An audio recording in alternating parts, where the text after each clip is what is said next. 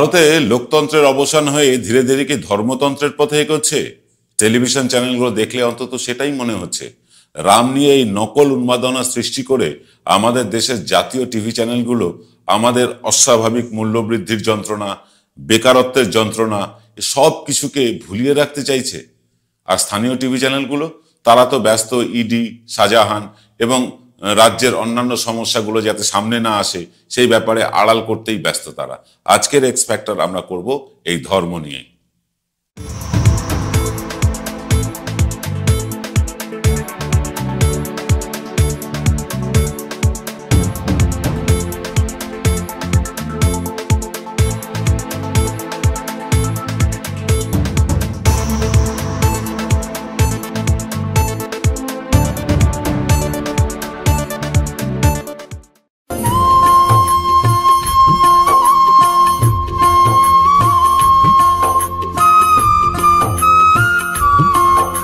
हमारा संकल्प है कि हर महीने पहले मंगलवार को दिल्ली में जगह जगह सुंदरकांड का पाठ करवाया करेंगे।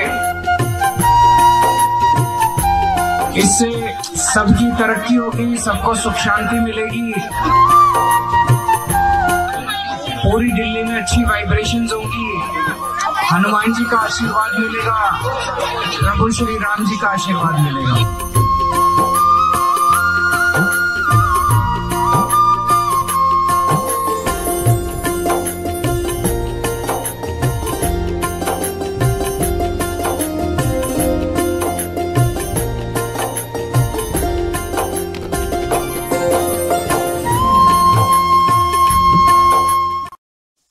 নমস্কার, আদাব। আমি আপনাদের প্রবীর বিশ্বাস। আপনারা দেখতে শুরু করেছেন প্রত্যেক দিনের অভ্যেস মতো বিশ্বজোড়া বাঙালির আওয়াজ এনকে ডিজিটালের বিশেষ প্রভাতী অনুষ্ঠান এক্স ফ্যাক্টর।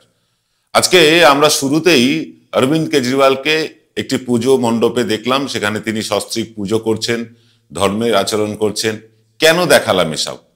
কারণ এতদিন আমরা এগুলো বিজেপিকে করতে দেখেছি। আজকে কেন আমরা অরবিন্দ কেজরিওয়ালকে দেখালাম সেটা নিয়ে আসবো একটু পরে। তার আগে আপনাদেরকে বলি, এই যে রাজনৈতিক দলগুলো আছে আমাদের দেশে, তারা রাজনৈতিক তকমা ঝেড়ে ফেলে তারা ধার্মিক হয়ে উঠতে চাইছে।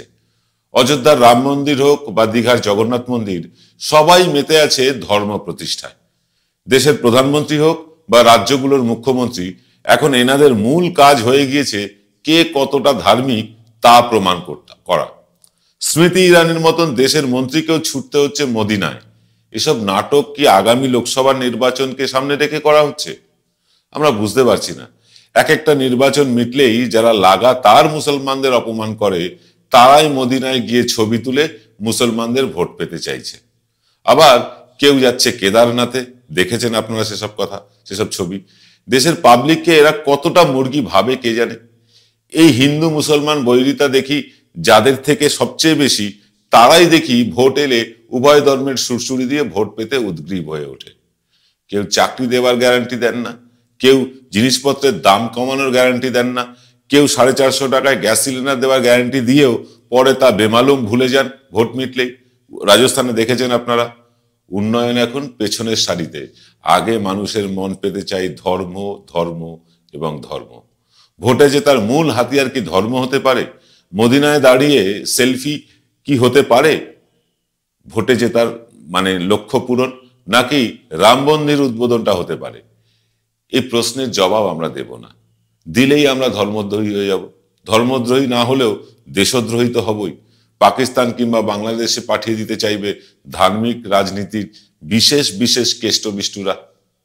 দেশের মানুষ ভাবুক, রাজনৈতিক দলগুলো দেশের মানুষের কল্যাণে ব্রতী হওয়া উচিত নাকি মন্দির উদ্বোধন করাটা তাদের বেশি প্রয়োজন? এখন তো রাজনৈতিক দলগুলোকে দেখে মনে হয় এরা রাজনৈতিক দলটল কিছু না, আলাদা আলাদা একটা ধর্মীয় প্রতিষ্ঠান। ধর্মীয় বিদ্বেষ, ধর্মীয় উগ্রতা ছড়ানোই এদের মূল এজেন্ডা। ডিজেল, পেট্রোল, ওষুধের দাম কিভাবে কমানো যায়, মোবাইল রিচার্জ খরচ কিভাবে সাধারণ মানুষের নাগালের মধ্যে রাখা যায়, তা নিয়ে কোনো রাজনৈতিক দল আর পথে নামছে না। লক্ষ্য করুন, কেউ আর এইসব নিয়ে পথে নামছে না। কিন্তু ধর্মীয় মিছিলের অভাব নেই এদেশে। ধর্মীয় মিছিল চলছে, কিন্তু এসব কথা বলা যাবে না এদেশে। যে সংবাদ মাধ্যমের স্বাধীনতা এদেশে 180-র মধ্যে 160 নম্বরে, সে দেশে এসব কথা বলা মানে অর্বাচীনতা। গণতন্ত্রের পক্ষে কথা বলাটা এখন পাপ, সাম্প্রদায়িক সম্প্রীতির নাম উচ্চারণ করাটা অপরাধ। তাই এসব নিয়ে বেশি কথা বলা ঠিক নয়। কিন্তু কি করব, পেটের ভেতরটা গুড়গুড় করে, যে মাথার পোকাটাও নড়ে চড়ে ওঠে, কিছু বেফাস কথা বের হয়ে যায় মুখ থেকে। দর্শকেরা আশা করি এইসব কথা খুব একটা গায়েটায় মাখবেন না। তারা আমাদের সামান্য ইউটিউব চ্যানেলের পাতি সংবাদকর্মী হিসেবে আমাকে দয়া করে ক্ষমা করে দেবেন। পুরোটাই ক্ষমা ঘেন্না করে ভিডিওটা দেখুন, তারপরে আপনারা সিদ্ধান্তে আসুন। রাম মন্দির উদ্বোধনের দিন পুরো উত্তর ভারতের সব স্কুলে লেখাপড়া বন্ধ থাকবে। রামচন্দ্রের পাথরের মূর্তিতে প্রাণ প্রতিষ্ঠা হবে 22শে জানুয়ারি। তাই ওই দিন পড়াশোনার আর দরকার কি? আমিষ না খেলেই বা কি হবে সেদিন? ঘরে ঘরে সেদিন প্রদীপ জ্বালিয়ে অকাল দীপাবলি পালন করলেই আমার আপনার সকলের ছেলে মেয়েরা ডাক্তার হয়ে যাবে, ইঞ্জিনিয়ার হয়ে যাবে, সায়েন্টিস্ট হয়ে যাবে। আর এসব না হলেও নিদেন পক্ষে সরকারি চাকরি তো পাবেই। এমন ধ্যান ধারণাগুলো আমাদের গেলানো হচ্ছে প্রতিদিন টিভির মাধ্যমে। আমরাও তা গোগ্রাসে গিয়েছি। এ আম আদমি পার্টি একটা শিক্ষিত মানুষের দল বলে প্রচার করা হয়েছিল, আর সেই দলেরই প্রধান অরবিন্দ কেজরিওয়াল যখন টাকায় লক্ষ্মী গণেশের ছবি ছাপিয়ে টাকার অবমূল্যায়ন রুখতে বলেন, কিংবা রামায়ণের সুন্দরকাণ্ড পাঠের আয়োজন করেন, সেই দলের মুখিয়ার মুখে চৌথি পাস রাজার গল্প কেউ কি আর শুনতে চাইবে? আপনারা নিজেরাই বিচার করে দেখুন না। ধর্মাচরণের কম্পিটিশনে আম আদমি পার্টি জিতবে নাকি ভারতীয় জনতা পার্টি, সেটা এই মুহূর্তে কিন্তু আমরা বলতে পারছি না। সত্যিই বলা যাচ্ছে না, দুজনই কম্পিটিশনে লড়ছে। আবার কেউ যখন ধর্মের ঊর্ধ্বে উঠে সংহতি মিছিল করতে চাইছে, তখন শুভেন্দুর মতন কিছু লোক তা আটকাতে ছুটছে আদালতে। আর নৌসাদের মতন কিছু পাক্কা সাম্প্রদায়িক লোক, যারা সংহতি মিছিলে যাতে কেউ অংশ না নেয় তার পরামর্শ দিচ্ছে। সেকুলার হওয়ার ভাঁওতাবাজি মানে এখন শেষ হয়ে গেছে। এখন আর কেউ ভাঁওতাবাজিটা করে না। সবকিছুই যেন একটা ধর্মকে কেন্দ্র করে আবর্তিত হচ্ছে। কে কত বড় হিন্দু তা প্রমাণের একটা কম্পিটিশন চলছে, আর কে কত বড় সংহতি সম্প্রতির বিরুদ্ধে তাই নিয়ে চলছে জোর চর্চা। আমরা আসছি একটা ছোট্ট বিরতির পর। সেরাই যখন হাতের কাছে, অন্যটা কেনই বা কিনি? আজ বাঙালির ঘরে ঘরে একটাই নাম, সুন্দরিনী। সুন্দরিনী সুন্দরিনী সুন্দরিনী সুন্দরিনী। ফিরলাম বিরতির পর। যে কথা বলছিলাম, যে কে কত বড় হিন্দু তা নিয়ে কম্পিটিশন চলছে, আর কে সংহতি সম্প্রীতির বিরুদ্ধে আদালতে আগে যাবে তারও একটা কম্পিটিশন চলছে। বাকি আমার আপনার জীবনের যে দুর্দশা সেসব ভুলে যান আপাতত। ধর্ম দিয়ে সকালে উঠে ব্রাশ করুন, ধর্ম দিয়েই করুন ব্রেকফাস্ট, তারপর ধর্মকে নাকে মুখে কোনো রকমে গুঁজে চলে যান কর্মস্থলে, সেখানেও মারুন ধর্মের গুলতানি। ফিরে এসে টিভি খুলুন। এখন টিভি চ্যানেলগুলো তো আর টিভি চ্যানেল নেই, সবকটাই ধর্মপ্রচারের আখড়া। তাই সেই ধর্মপ্রচার সপরিবারে উপভোগ করুন। শীত পড়েছে জাকিয়ে, তাই বেশি রাত না জেগে রাতের ডিনার সারুন সেই ধর্মকে নিয়ে। তারপর আবার কি? তারপর কম্বলের ভেতরে ধর্মকে আঁকড়ে ধরে ঘুমিয়ে পড়ুন। ইফতার পার্টির আয়োজন করুন বা মাজারে চাদর চড়ান। অবশ্যই কোনো না কোনো ধর্মকে তা তোষণ করা হয়, কিন্তু মন্দির উদ্বোধন হলে দেশের ন্যাশনাল ইভেন্ট হয়। তাই তো স্কুল কলেজ বন্ধ রাখতে হয়, পড়াশুনো বন্ধ, অকাল দীপাবলি পালন করতে হয়, নিরামিষ খেতে হয়। এসব হিন্দু ধর্মের রাজনীতিকরণ নয়, রাজনীতিটাকেই কিন্তু হিন্দুকরণ করে দিতে চাইছে আরএসএস, বিজেপি আর হ্যাঁ, আম আদমি পার্টি।